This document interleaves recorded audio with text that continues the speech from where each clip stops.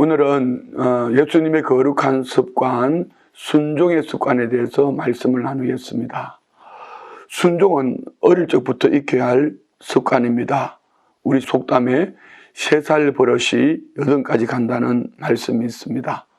우리의 자녀들을 어려서부터 순종의 자녀로 키우면 평생 순종의 자녀로 살아갈 믿음의 복된 삶을 살게 될 것입니다.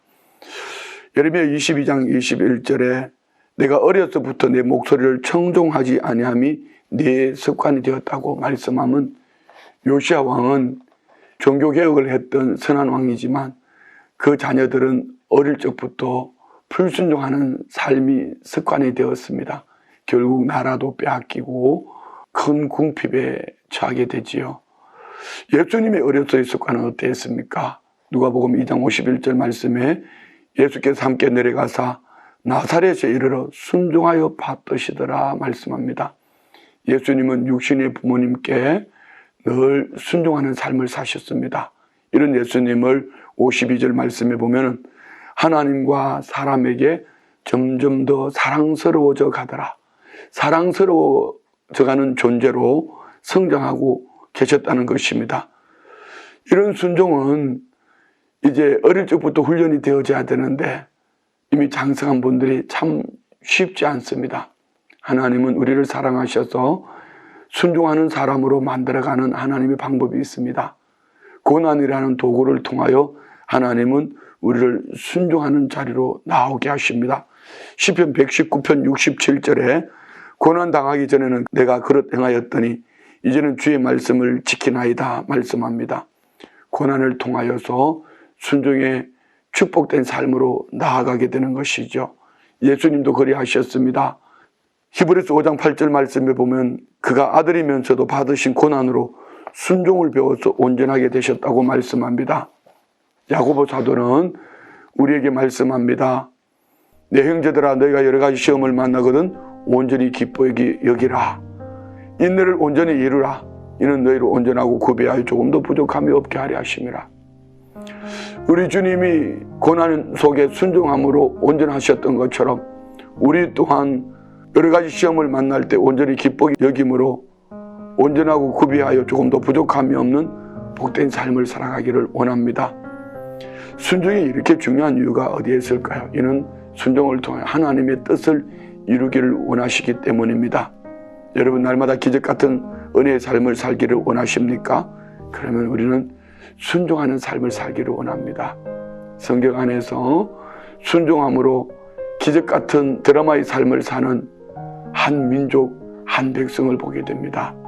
바로 출애굽 사건이죠. 모세를 중심으로 한 이스라엘 백성들, 그들은 애굽 땅에서 나올 때에 앞에는 홍해수가 가로막혀 있고 뒤에는 애굽 기병이 쫓아옵니다.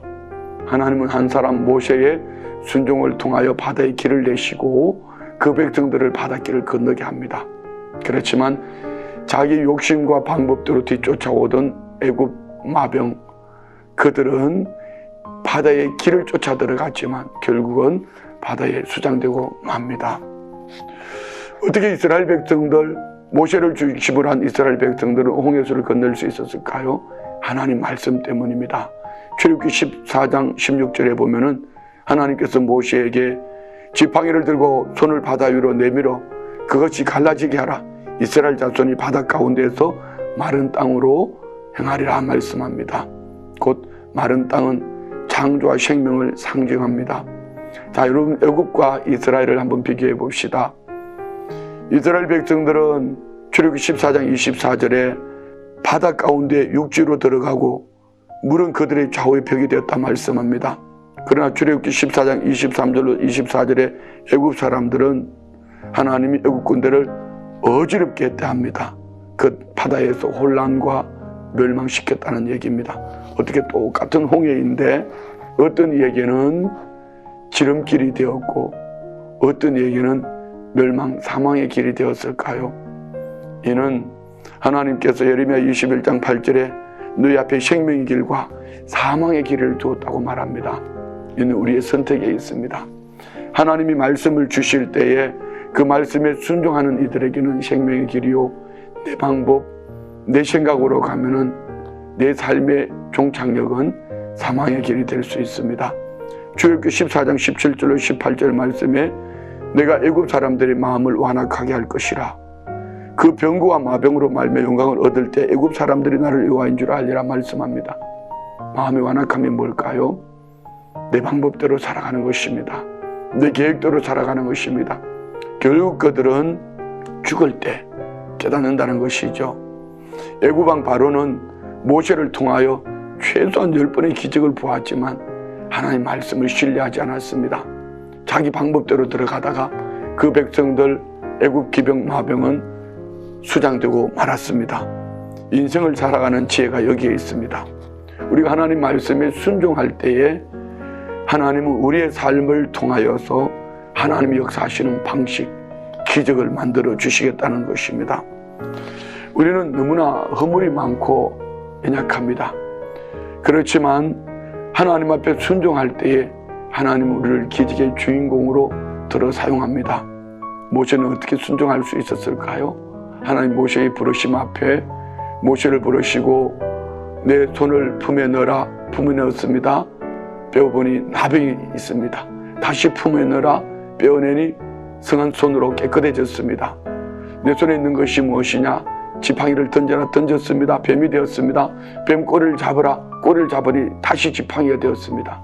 하나님은 말씀합니다. 이 지팡이를 잡고 이적을 행하라고 말씀합니다.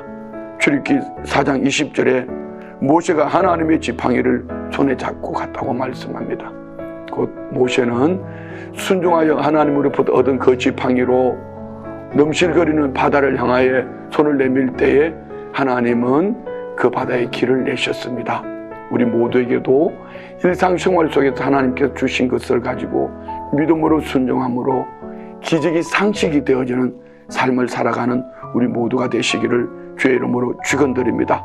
히브리서 5장 9절은 우리 주님이 순종함으로 온전하게 되셨은즉 자기에게 순종하는 모든 자에게 영원한 구원이 되신다고 말씀합니다. 우리가 일상생활 속에서 순종함으로 주님처럼 많은 영혼들을 살려내는 복된 삶을 살아가시기를 주의 이름으로 축원드립니다. 할렐루야. 우리가 순종으로 함으로 승리하는 모두가 되시기를 주의 이름으로 축원드립니다.